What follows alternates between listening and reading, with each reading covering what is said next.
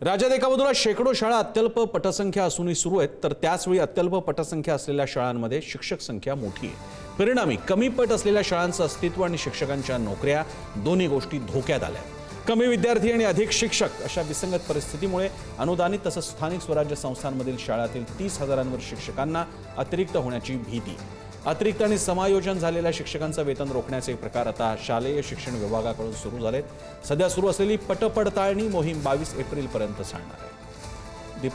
Doctor Deepak Pawar आपल्यासोबत आहेत, मराठी अभ्यास केंद्राचे प्रमुख। डॉक्टर दीपक पवार, या आत्ताच्या स्थितीकडे आपण कसं पाहता? 19,000 शाळांमध्ये जास्त शिक्षक, कमी विद्यार्थी। प्रसन्न ही जी शिक्षणाच्या बद्दलची परिस्थिती आहे महाराष्ट्रातली, आता एकीकडे शाळांमध्ये शिक्षक नाहीये आणि त्याच्यामुळे मुलांचं शिक्षण थांबतंय। दुसरीकडे जो उल्लेख तुमच्या बातमीमध्ये आता आला की शाळांमध्ये मुलं कमी झाली आहेत, 1ली ते 4थी पर्यंत किंवा 1ली ते 7वी पर्यंत, आणि शिक्षकांची संख्या मात्र 30 राहिली आहे। तर आता या आकडेवारीकडे पाहताना सर्वसाधारणपणे लोकांचा कल कसा राहतो की शिक्षकांना, विशेषतः अनुदानित शाळांमधल्या, जिल्हा परिषदेच्या शाळांमधल्या, यांना 6व्या 7व्या वेतन आयोगाचा पगार मिळतो। मग ते 60,000, 70,000, 1,00,000 जो काही पगार घेत असतील एवढा पगार घेतात आणि कमी मुलांना शिकवतात। मग यांचा सगळा पगार फुकट जातो, असं एक सर्वसाधारण चित्र आहे लोकांच्या मनातलं, जे तुम्हाला पूर्ण गैर आहे असं म्हणता येत नाही। पण यातलं एक कारण आपण असं पाहिलं पाहिजे की ज्या शाळांमध्ये ती माणसं नेमली गेली त्यावेळेला त्या शाळांमध्ये पुरेशी विद्यार्थ्यांची संख्या होती। विद्यार्थ्यांची संख्या कमी होण्याचं काय कारण होतं? तर विद्यार्थ्यांची संख्या कमी होण्याच्या अनेक कारणांपैकी एक कारण, लोकांनी त्या जिल्हा परिषदांच्या शाळांमधनं मुलं काढली आणि नंतर ती मुलं अनुदानित शाळांमध्ये, खाजगी अनुदानित मध्ये घातली किंवा सीबीएसई आयसीएसई बोर्डाच्या शाळांची ज्या प्रमाणामध्ये संख्या वाढली त्यामुळे घातली। आता हे सगळं जे आहे ते राज्याच्या शिक्षण धोरणामधल्या निर्णायकी भूमिकेचा परिणाम आहे। म्हणजे शाळांमध्ये शिक्षक काही ठिकाणी जास्त झालेत ही गोष्ट खरी आहे, पण काही ठिकाणी, उदाहरणार्थ ओरोस सारख्या ठिकाणी, सिंधुदुर्गामध्ये एका 20,000 लोकांच्या मोर्चामध्ये 2 महिन्यापूर्वी मी सहभागी झालो होतो, जिथे गावांमधल्या शाळा रद्द कराव्यात, त्या 0 शिक्षकी शाळा आहेत तर त्या रद्द कराव्यात अशा प्रकारचं सरकारने धोरण घेतल्यामुळे शाळांचे शिक्षक, शाळांमधले मुख्याध्यापक, पालक, मुलं असे सगळे मोर्चांमध्ये आले होते।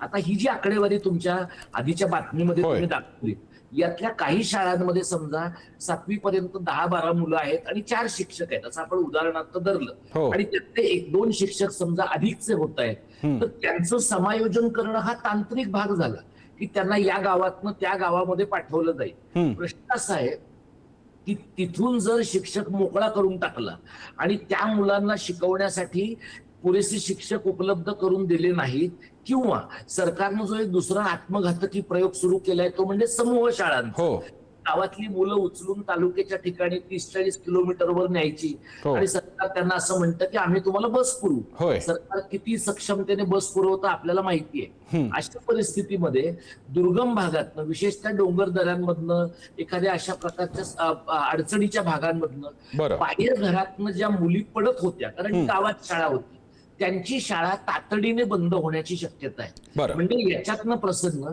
शिक्षकांच्या नोकरीचा एक प्रश्न आहे। शिक्षकांमध्ये पण 2 प्रकारचे गट आहेत। एक म्हणजे ज्यांच्या अनुदानित नोकऱ्या आहेत, ज्यांच्या पगारावर काही गदा येत नाही, जे कदाचित जुन्या पेन्शन मध्ये आहेत, आणि त्याच्यामध्ये एक शिक्षकांचा वर्ग असाही आहे की ज्यांना असं वाटतंय आपण निवृत्त होऊ ना, मग पुढे शाळांचं काही झालं तरी चालेल। शिक्षकांचा वर्ग नाहीये असं म्हणणं ही आत्मवंचना करणारं ठरेल, कारण असा शिक्षकांचा वर्ग आहेच। पण दुसरीकडे असा पण शिक्षकांचा वर्ग आहे की जे 5,000, 8,000 अशा प्रकारच्या पगारावर कामं करतायत आणि त्यांना असं वाटतंय की 2-3 वर्ष नोकरी केली आपण की शिक्षण सेवक झाल्यावर आपल्याला कन्फर्मेशन मिळेल किंवा पवित्र पोर्टल मधनं आपली नेमणूक होईल। तुम्ही जर प्रसन्न स्वतंत्रपणे चौकशी केली तर पवित्र पोर्टल किती पवित्र आहे ते आता महाराष्ट्रात लोकांना माहिती आहे। त्यामुळे या परिस्थितीमध्ये जी माणसं आहेत त्या माणसांना त्या परिसरामध्ये जिथं संख्या शिक्षकांची कमी आहे तिथं त्यांना, जिथं मुलांची संख्या अधिक आहे त्या ठिकाणी त्या शिक्षकांना जायला सांगणं। अशा ठिकाणी मग शिक्षकांनी, आमदार माझ्या ओळखीचा आहे, खासदार माझ्या ओळखीचा आहे, मी याच्या भावकीतला आहे, असले उद्योग न करता त्यांनी करिअरच्या कोणत्याही टप्प्याला नव्या मुलांना शिकवण्याच्या मानसिकतेमध्ये राहिलं पाहिजे.